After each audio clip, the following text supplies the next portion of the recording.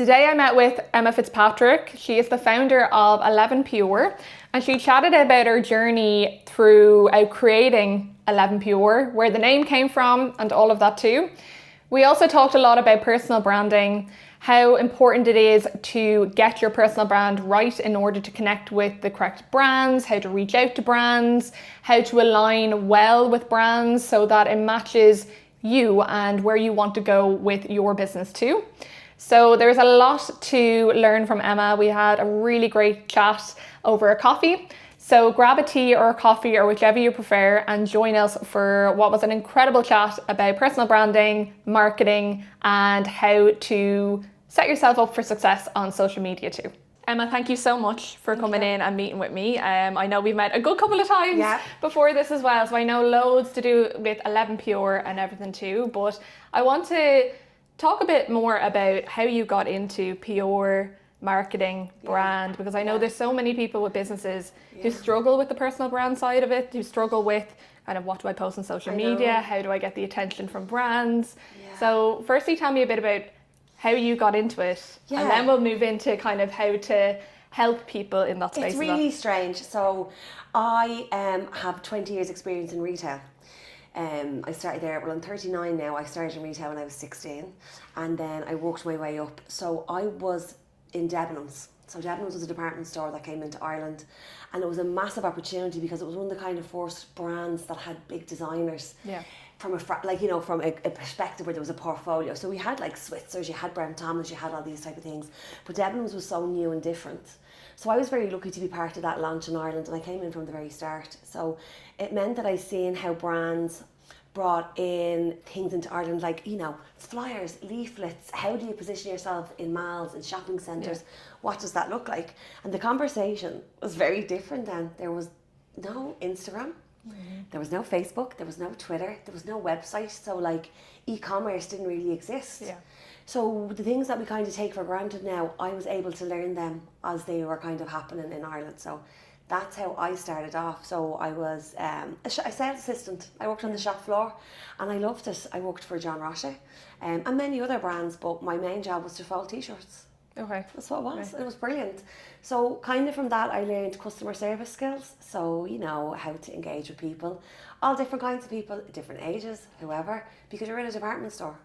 So you were very exposed. There was no desk, you know, you're just a young girl, 17, 18 years of age, standing in a store on Henry Street and be like, hi, good morning, can I help you with a size? You know, it's very humbling. 9 a.m. in the morning. 9 a.m. in the morning or 7 o'clock at night, and hair around, or, you know, the doors had to open. So that was where I got my first kind of education. I worked my way up then to the press office. So it used to be called the press office at the time. I think there's much more cool words for it now, like influencer strategy or whatever. But at the time it was the press office. And it was the first press office in Ireland for Debenhams. And when I went in there, again, there still wasn't even a website. So I was probably there 2 years before there was even a website. So I learned kind of from that time how to launch a website from the very start. So I learned a lot about e-commerce, a lot about kind of consumer facing photography. What words do we use when we talk to customers? What colours do we use? You know? And then as the time went on, we launched Twitter first, X, then Facebook, then Instagram, and then they closed. So you were at the very beginning stages of all of this social media coming out. At the very beginning stages of PR. Like PR isn't what we think it is now. Then it was totally different. It was actually the press office. So it was more PR, it was press office. There was press officers, there wasn't PR managers. And it was all about the story. So it was about finding a latch. How do I sell these jeans to somebody? We weren't reporting on wars, we weren't reporting on anything, you know, that was heavy. It was, okay, how do we sell these jeans? Okay, well, let's look at the jeans. How do you get the best bum for summer? Like, it was, you had to really think of something. And then you would only have a small pool to pull from. So there was no influencers, there was no bloggers, there was no content creators, there was no online really. There was, but it was a very small pool. So you had to be very smart, you had to build your relationships. So it was about, I knew I could pick up the phone to the editor of X magazine or Y magazine or whatever that was, and really learn how to sell in a pitch. Did you make a lot of your connections then from I didn't, like, as I say, I I was a girl on the sales floor, Yeah. folding t-shirts, and then I was in the press office within a couple of years, and it was a big change. It was great. It was a great education. I'm really lucky that it happened when it did, because I think the way it is now, it must be really difficult for anybody, because it was quite black and white, where this is the Irish Independent, this is the top. But now you have so many opinions and different demographics and mindsets that the top for one demographic is not the same for the other. Yeah. You know, so it's very, very hard, I think, for anybody in PR now to navigate that. It's just because a lot of different social media platforms have come out, and it's like, which one do we focus on? Because it's really hard to focus on all of them at once, because then you're not giving your all to one. So for me, it's Instagram, and it was always Instagram, and then I had LinkedIn because more of the corporate side of it, and then YouTube now as well. And then I have a TikTok, but I sort of stepped away from it. Yeah. But does it really depend on which, I suppose, niche you're in? It depends on your niche, definitely, Yeah. and I think it depends on who your customer base is. And I think as people who are, after setting up my own, so I'm from both sides, so I understand PR, I understand marketing, but I also understand trying to launch a brand. Yeah. That's your own. Yeah. Like, that's not Yeah. somebody else's. And I think we can get caught up. So my advice would be, if you're kind of thinking about, okay, where do I advertise me, is to take yourself out of the equation. Okay. So take out the influencer that you like, take out the magazine that you like, and think to yourself, where's my customer? Okay. We can get caught up in, I don't like her, or I really like her, or I don't read that magazine, or I don't like that website, or I always use TikTok. But when you become a brand and a business, it's not really, okay, you're the face of the brand and people buy from people, but if your customer isn't seeing you, you don't even have the chance to pitch. Yeah, yeah. Talk to me about where 11PR came from. I know the background, but where did the whole, I suppose, first day of 11PR start? Tell me all about it. First day of 11PR. So I set up 11PR during COVID. Okay. I was made redundant and Debenhams closed. And I was made redundant, and it was a case of sink or swim. There was no jobs in my field. As I say, it was my first startup. I was there for 17 years, so it was a little bit scary. But I think it was great because at the time we were getting the COVID payment. So I was actually, as a founder, allowed that breathing space. So it was such a luxury to have that. And I said, okay, what am I going to do? So I said 11PR. So we come from a family of 1111. So if you see 1111 on your phone, if you see it on the microwave, you know, if you see it on a ticket, you know your day is going to be okay. Okay, because 1111's got you. And I said, okay, I really like the name 11PR. And I was talking to my husband about it, and he was like, 11PR? And I was like, yes, the angels. I was like, 11, they have our back. We're fine. He was like, that's not going to fly with a lot of people. So I decide on who I'm speaking to. So if I'm talking to someone who I'm like, they're not getting the 1111, I say 11 out of 10. Yeah. Then they changed it up. They take me seriously again for a minute. But the business was there probably for about 5 to 6 months, and I had clients. I was really lucky. I got lucky with clients quite soon. I used my little black book and I made a few phone calls, and because I was at home during COVID, I had so much time to really focus and think, and I had everybody's captive attention because everybody was at home. But it was there for a while, and I was working away in the background, and my mum kept saying to me, I just wish you'd launch this properly, I just wish you'd tell everybody. I'm using the word launch. Mum's like, I wish you'd just tell everybody. So I went up to my mum's, and she had cupcakes with the logo on it. So she was like, you have to take a picture and put them on Instagram. And that was the day that it was born. Officially born. So Mammy came in with the cupcakes, and yes, that's where the usual Irish Mammy. It's not what you want, it's what I want. I'll tell you how this is going to happen. Whether you're comfortable or uncomfortable, you're doing it. But it was good, and I think as an Irish woman, and I'm sure men feel the same, but there's a bit of a stigma around having notions about yourself. And I think that was the hardest thing for me to get over, was although I knew I was doing a good job, although I knew that people are actually wanting to work with me, I still was like that kind of teenager who's like, Scarlett, you know, I don't want to put this up. I don't want people to be like, who does she think she is? Nobody did. Everyone was like beyond supportive. I got such positive feedback from friends, but I did think there's something in us, you know, I don't know whether it comes from the skills, I don't know, from being like in second, you know, we're so...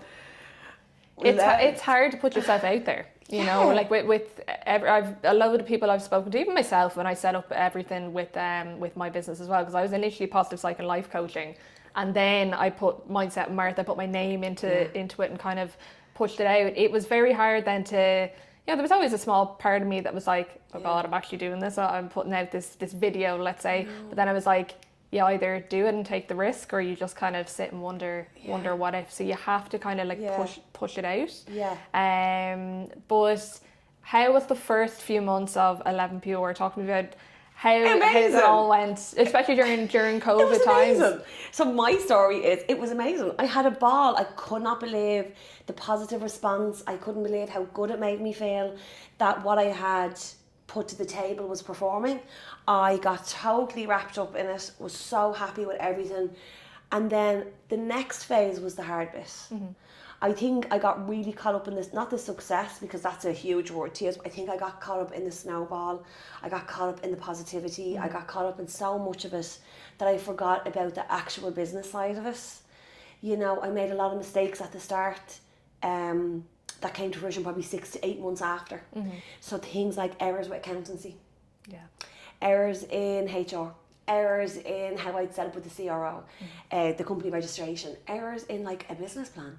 Errors in future-proofing myself, errors in really not understanding exactly how to run a business. I had the passion, I had the blind faith. I was lucky enough that I was getting clients and brands wanted to work with me. And then that was like, oh, why is this letter in red? Because you're wearing all the hats when you set up a business, and when it's your own, you're literally wearing all the hats and doing everything. All the hats. And you're learning on the job with parts of it. Yeah, and I think you put yourself you give 100% of yourself when it's your business to the client, and to secure new brands or secure new clients, let's say, and getting so caught up in the work and delivering the best work that you actually forget how to run the business. Unless you come from a really strong business background, or you have a close family member, or you've experienced it with another family member or friend, then the language is very different. It's very, very different, and I had to learn that quite quickly. I had to, late, because I left it so late to learn that, you know, and that could have been detrimental only for I had some savings, you know, and I think that was a lesson that I learned. My first lesson was obviously believe in yourself. You can do it. Nobody's going to slag you off. And the second was, okay, you need to learn how to run a business. You know, like there's nobody, the buck stops at you. And I've made some mistakes. Now, thankfully, they all worked out, but I will never make them again. And it's true with running a business, like especially when you're first starting off, it's like there are setbacks and challenges with that you're 100% gonna learn from. And I always say you'll learn so much more from those setbacks and challenges than you will 100%. From being handed the success, because that's what's going to teach you how to, right, I'm not going to do that again, or this actually works, I'm going to keep doing that. What are some challenges that you would have come across with setting up a business that I suppose you learned from over time? Challenges with setting up a business, there's a lot. There really is a lot. Like, challenges are understanding the language that's there. We're not taught it in school. It's not a narrative that you have with friends. Understanding things like company registration, VAT numbers, all these type of things are so important. Understanding how to protect yourself as a business. So I was sole trader at the start, and then I went LTD. But even I was kind of saying, LTD, I'm not LTD, but I am. And for me, the challenges were really understanding business. And I would recommend anybody to do a small course. I went with ICE, Inner City Enterprise. Okay, yeah. And I did the course with them. It was for under 30s, but they let me through the best.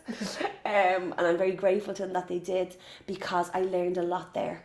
So it was the Young Entrepreneurs course. And I kind of was saying to myself, sure, this is not below me. I know all this. I'm going to go in here and I'm going to tell them. Oh no. I learned a lot from other people in business that had the same challenges, and they were able to flag things. So I think any advice I could give would be, there's so many women in business groups, there's so many groups, like say like Bingo Council, all those type of places. They're free, they're there, use them. Because everyone is so willing to share advice. And then you can network. The amount of people that I've met through there. I met a gorgeous guy, Caleb Robinson. He is still a client. Not a client of mine. We still work together. You know Caleb? Yeah, of course. So I met Caleb in ICE, in Inner City Enterprise. Unbelievable. Yeah, I didn't know that. We didn't do the course together. We did the course separately. And then we got asked back to be on the panel. Very good. I know. So how cool is that? So we were like So the mentor panel that would have helped us, we went back to, and then we were on the course, we were on the panel at the same time, and then we became friends. We learned how to work together, and I think because we've come from the same kind of background in terms of entrepreneurship, the journey that we've been through, and again it comes down to language. It's understanding someone else's narrative, and it's hard to do that. Like if someone doesn't align with you, or you don't quite 100% understand what they're saying, you're not really going to work well together. Yeah. What's something that you would help, I suppose, let's say, I'll take myself for example, right? Personal branding, right? So people will come to you for help with personal branding, wanting to work with brands. Firstly, what would you look for on their social media in order to connect them with a brand? And then the second question would be, what would you advise them on in terms of being a personal brand, like how to promote yourself? So if we take them being a brand out of it, so we're thinking about a content creator who wants to drive a business, whether that be coaching, training, that type of thing. So they're not selling a product, they're selling themselves. Okay, I would say, you need to think of your tone. And tone is a word that we don't use enough. So tone comes from everything from the colours on your page, to the colour of the clothes you wear, to the emojis you use, to the tone of your text, to the tone of your content, to how often you post, and to the places you go. So tone is a whole thing. So, if we think about one of the biggest brands, Skims. So everybody knows Skims, right? It's so neutral. It's so neutral. It's so soft. And it's very kind of, it would be soft, polished, and it doesn't align itself with things like alcohol. It doesn't align itself with too much kind of pinks, hot pinks or reds. Now, although they do have them, the main branding campaign would always be neutrals and softs. The packaging stays the same. The content stays the same. You don't really see anybody else but Kim on the page. And that's what we talk about when we talk about tone. So I would say, think about what clothes you wear when you film. Think about what colour they are, where you're filming. Like here, we're in this beautiful light. I think they might now will associate your podcast with this light. Where if we were to film somewhere darker, it would set the tone of a darker conversation, of maybe a bit more underground conversation. So my opinion would be your tone. Think about what colours. I know repeating this, but it's so important. Give yourself a little batch of outfits that you just use when you're filming. Decide where you film. Do I film in my kitchen? Do I film in my car? Do I film outdoors? Do I film on the go? Do I film while I'm running? If we think about lovely people like Get Better with Chris, he films when he's running. So you're associating that with active movement, outdoors, fresh air, and then you see other podcasts or other kind of creators, they film in their kitchen while they're cooking. So you associate that with being at home, cooking your food. It's so interesting because I never would have thought that deeply into it, even just like the emojis that you'd use in like your captions or something like that. If you think about the difference between a white love heart and a trophy. The white love heart is, hi, do you want to come in? The trophy is, do you want to win? They're both offering the same service, but the customer is totally different. And be consistent. Consistency is key.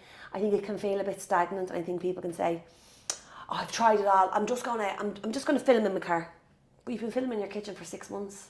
You need to let your follower know you're now going to start filming in your car. So what you need to do is launch a new series. Now I've given you all my cooking tips and tricks, and you've been in my kitchen. It's time to take you to my car. We're going to take you on the road with Emma. So you would advise filming in series when you're kind of moving a scene? If you want to change. You want to change, I think we consume social media so quickly that if we think about the swipe, they say it's like seconds. It used to be 3 and now it's 1. So if they see, they'll start to recognise your car, your car seat. They'll start to recognise your running vest. Or they'll start to recognise your kitchen island. It's as simple as that. They'll start to recognise the one top that you wear the whole time. They'll start to recognise something cool that you may do, like wear a big set of headphones while you're filming. That will have that vibe. So your follower their brain will go, there's Martha. And that's a brand. When they start connecting you, there's Emma, there's Chris. And then when a content creator then works with a brand, is that based off their, let's say, take a piece of clothing, Gymshark, for example, right? It is. They're wearing those clothes all the time. Their following associates them with that brand, and then a brand comes in and offers them a brand deal. And it goes back to that word tone. the brand understands their tone. So if we were to take somewhere like, let's say a supplement brand, right? So a vitamins, and they're doing a collagen powder, or they're doing, so say the collagen powder or a pre-workout. Yeah. The two of them are going to be very different.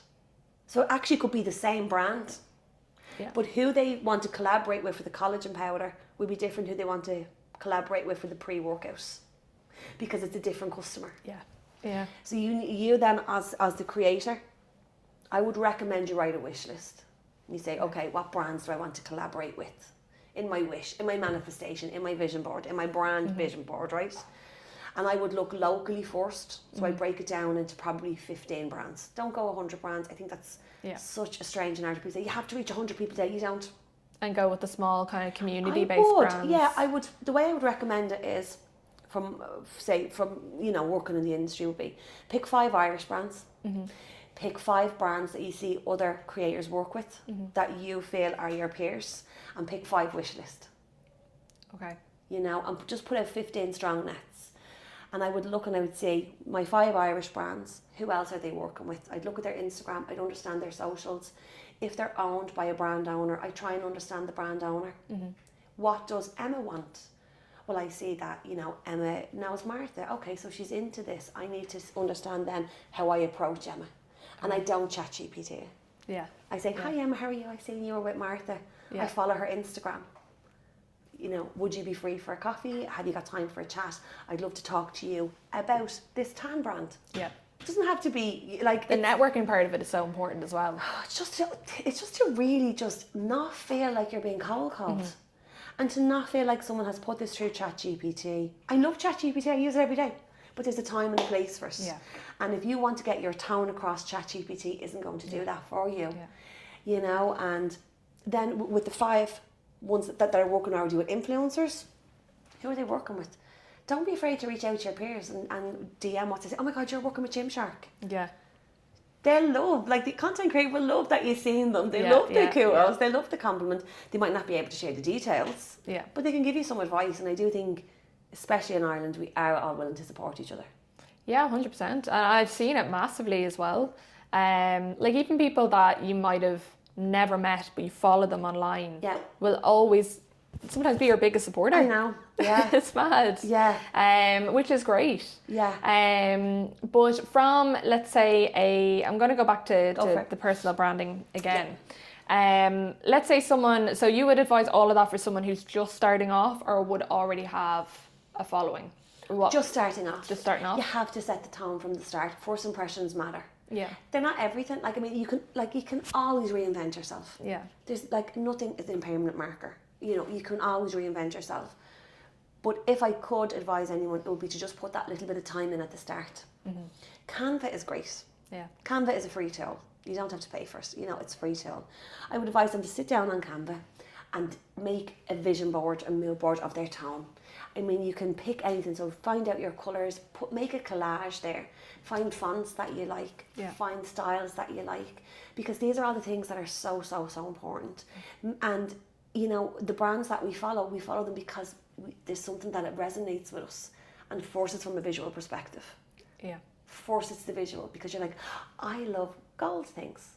Oh, I like that car. I like that country. I like that drink. And it's the visual first. And then the personality can shine through. Yeah. It is important. We live in a visual world, and even like we're doing a podcast here today, it's still visual. Yeah. It is still visual. So that's what I would do. I would pick brands that I like. I would make a little mood board. I would understand why do I like them.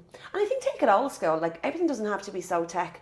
Get a scrapbook, get a pen and paper, get scissors. I think when you sometimes touch things with your hands and you feel them on a table more. I prefer that. I've done vision boards before with literally the pen, the scrapbook, the different coloured pages, and I just have everything just done out.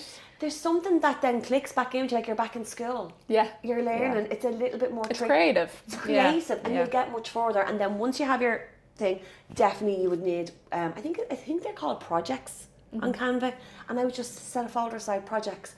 And everything that you do then, if you're making content for your socials that is artwork instead of yourself or a video, it's the same colour. Yeah. It's the same font. Yeah. It all looks the same. If somebody is inviting you to be at their event, you can send them your poster. Yeah. And it's your face with your font in your colours. If you're going into goodie bags, or like if you are a brand that has products and you have your flyers, that it's your flyer, your font. Yeah. And it's the consistency, it's just the tap, tap, tap in people's minds.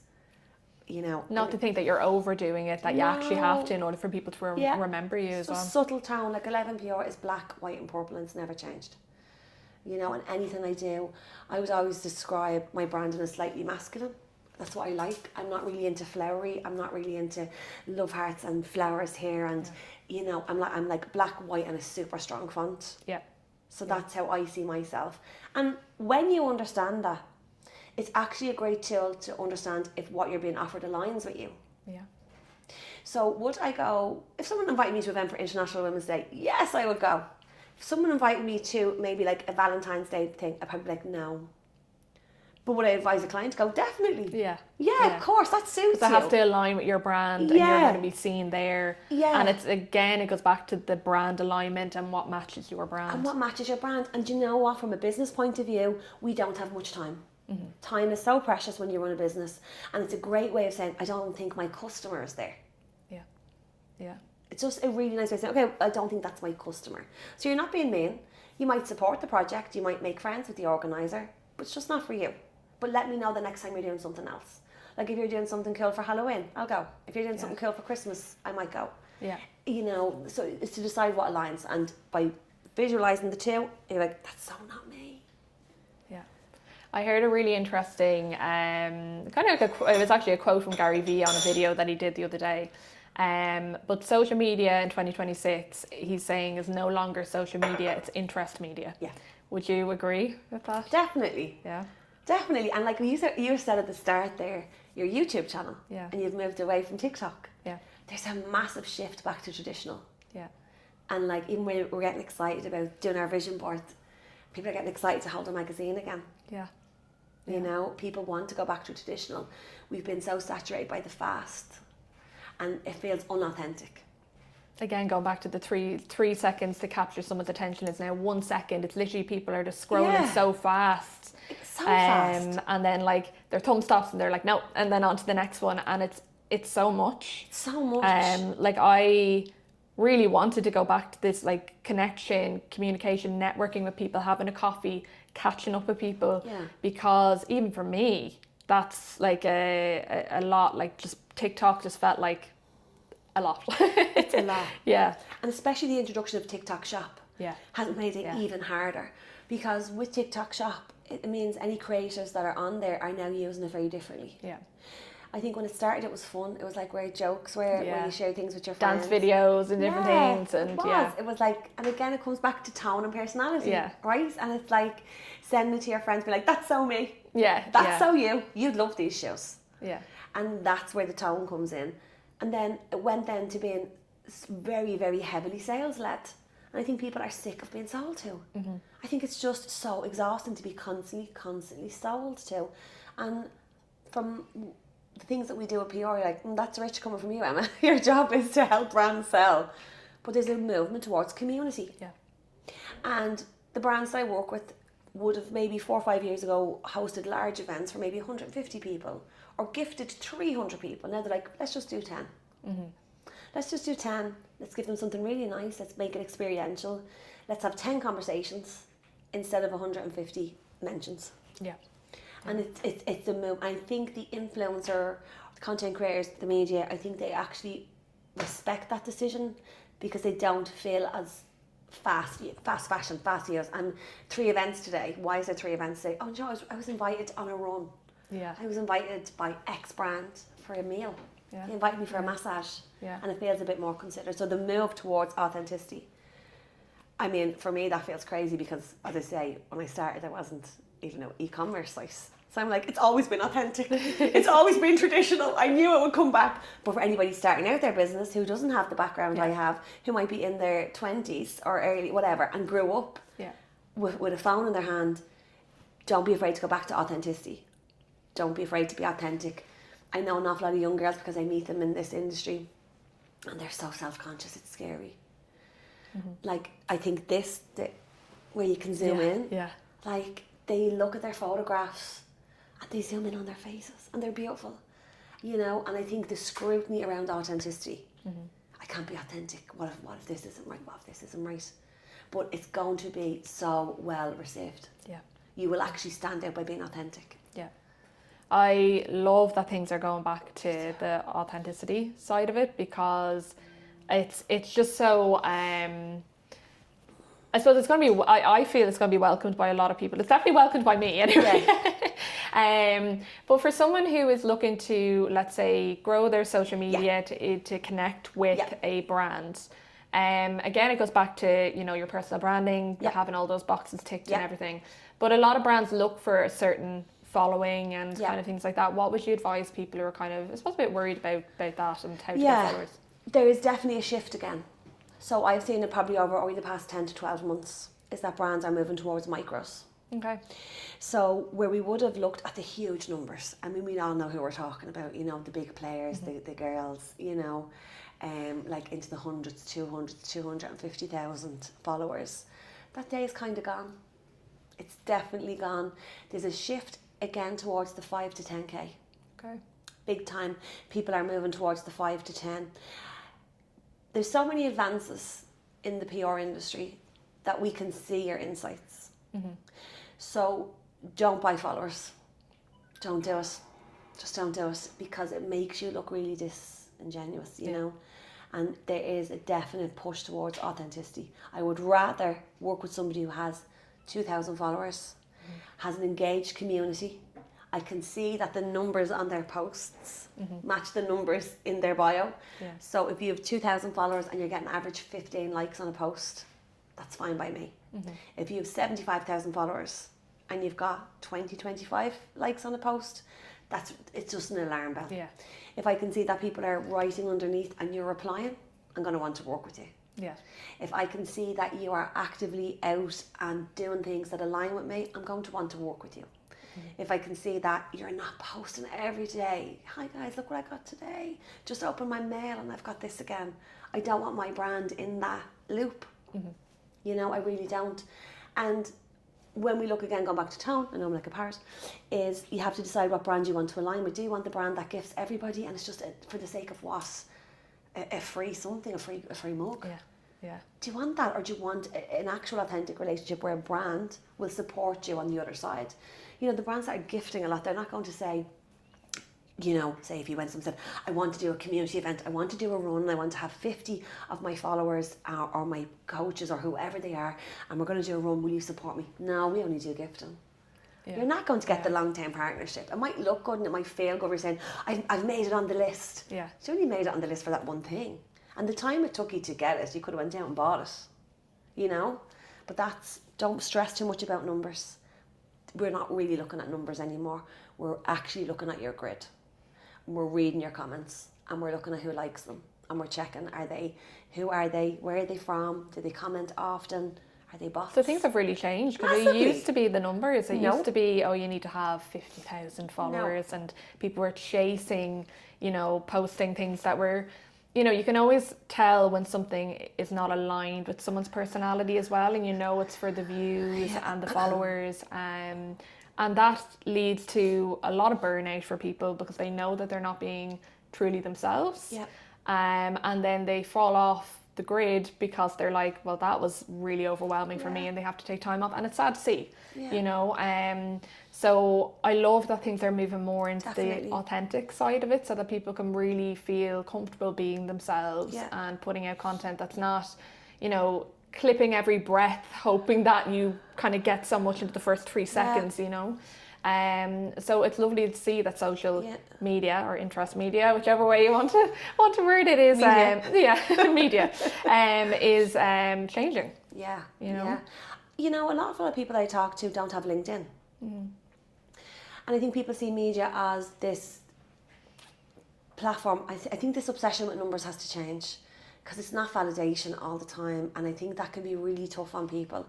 I think rejection is huge. And I think the visual of the number is nearly like humiliation mixed with rejection. Yeah.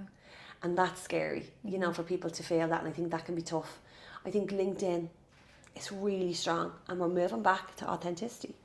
So people forget about LinkedIn. So you don't have to be looking for a job in the guards or Bord Gáis to be on LinkedIn, you know, or, you know, want to work for an estate agent. It's such a great place for networking and connecting. And people, if they do, so let's say the big decision makers in places, they will look at you, they'll be on LinkedIn. Yeah. Yeah. So if they can go on and see Emma, right? So whether I'm an influencer and I'm saying, I want to be, pick a profession, let's do one. So what would it be? God, who we go with? The first one that comes to mind is Amy Connolly from Sculpted. Fabulous. Right? So she has a LinkedIn. She's a fabulous LinkedIn. So she's an Irish brand. She's got a fabulous LinkedIn, right? She does lots of influencer marketing. We see that she does events. She's also a powerful woman in business and is celebrated. She does lots of stuff like that. So if you want to collaborate, if you say, God, if I got on Amy's list, if Amy noticed me. So we need to think how Amy would notice you. So does my social media align with her? Do I engage with her on social media? Do I like her post in a genuine way? Do I engage with people who are already on Amy's list? Right? And do I then attend community events? So if Amy's hosting an event for Galentine's in her flagship store, do I take the time out of my day to buy the ticket for €25 and attend? Yeah. And then do I tag? And then do I put posts relevant on my LinkedIn that are like celebrating women in business in Ireland? These are my top 3 favourites. Yeah. Amy, whoever. Amy, Emma and Martha. You know, and do I do that? Do I then talk in my conversations on my socials around clean beauty? Yeah. Do I then put up a post of me absolutely ossified in a pub, you know what I mean? And then wearing Amy Connolly? No. Yeah. No, that's not the tone. Yeah. And then you have to decide, and you can be, I love going out. So I'm not saying you don't have to, but you just have to think about the tone. Yeah. Because So it unfortunately, all goes back to tone. now you're a brand. Yeah. You are a brand now. That's mad. It's mad when you peel back the layers of it. If you went to buy an innocent smoothie and you found out that they brought out an energy drink, Yeah. you'd be like, no, we don't need caffeine in this. We want, maybe give me an apple or a ginseng. Like, you know, you'd expect them to bring out turmeric and ginger. You don't expect them to bring out a can of Monster. Yeah. X innocent. Yeah. And you have to see yourself as a global brand. And again, notions. Do have notions about yourself. Do have them. You're entitled to, because every global brand started out that way. And all the gorgeous success stories that we have in Ireland of Irish entrepreneurs. Yeah. You're entitled to have notions, because there's a lot of great entrepreneurs that came from Ireland.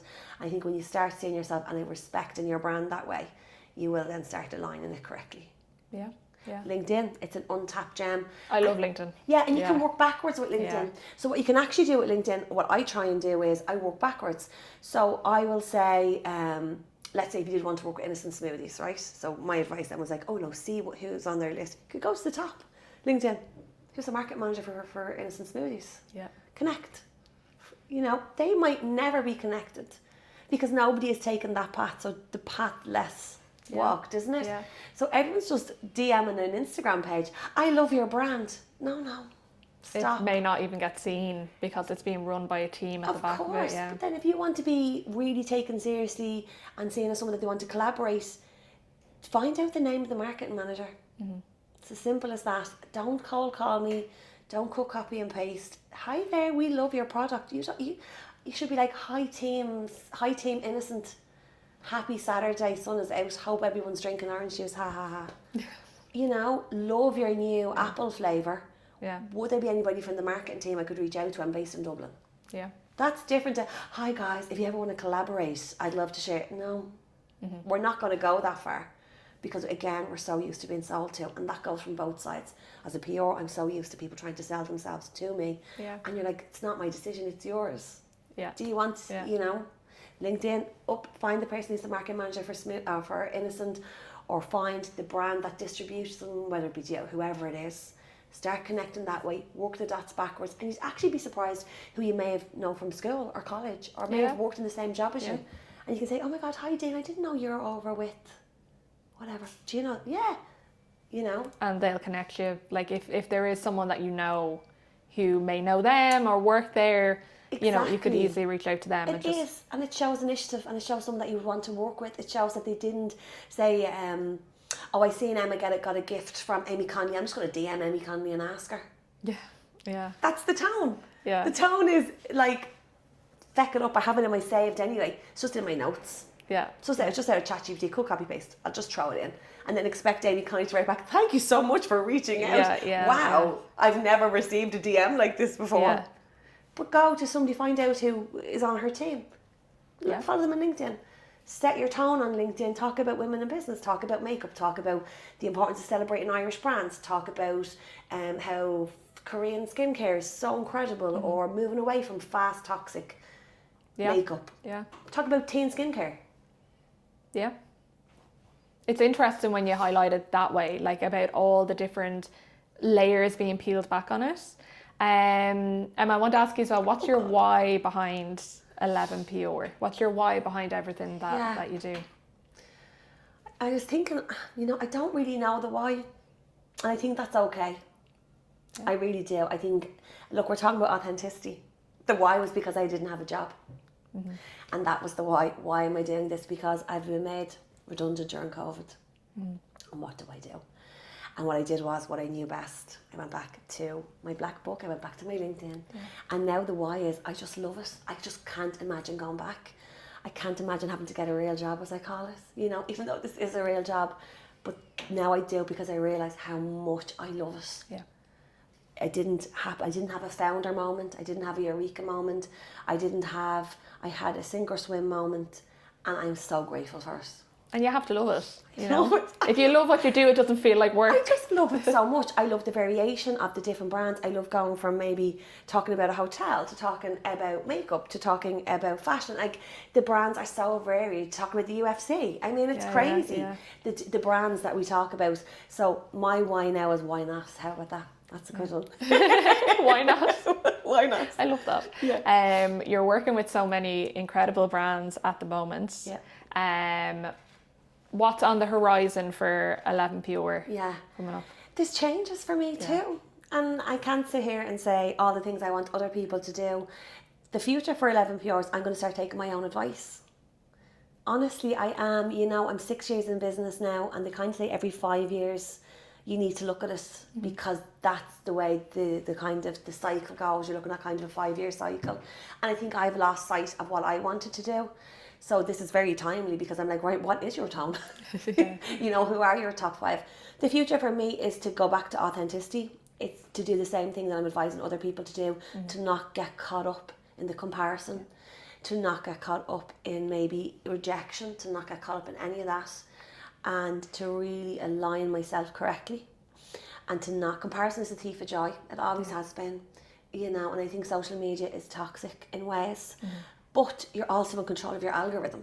Exactly. Yeah. It's only how much you allow that to infiltrate into you. So the future for me is, I was going to look at a rebrand. I'm not. I think I'm quite happy with where I am. But I'm going to look at a rebrand in terms of who I collaborate with. Yeah. And what brands. I'm going to make my wish list, my vision board. And for me, I just hope that I still have a business in 5 years' time. I think that's a great sign of success. Yeah. People always say, oh, what is success like? Success is like if you can take a wage and be happy. Yeah. Exactly. Really, it does. And I was thinking, around the difference between aspirational and inspirational. And they're very different. I think inspirational is saying, like Irish brands, and inspirational is, imagine if I could quit the 9 to 5. And imagine I could take a day off whenever I wanted. And I could do what I wanted to during the day. And I could express myself creatively. And I could put this dream that I had to this. Yeah. But I think the scary thing about aspiration is, it's all about Range Rovers and jets and Gucci bags and Maldives and Dubai. And again, that comes down to comparison is the thief, isn't it? Yeah. So I think we also need to understand, as entrepreneurs, business owners, or people who want to be in the media industry, want to become creators, want to grow businesses, you have to be able to separate the two. Because success is if you're doing what you want to do and you're taking a wage, in my opinion, Yeah. That's massively successful. 100%. Yeah. Emma, thank you so much for meeting with me today. It's always great to catch up with you, because we've caught up so many times before this as well, and we'll definitely catch up again soon. But thank you so much for sharing all that with me today. Thanks.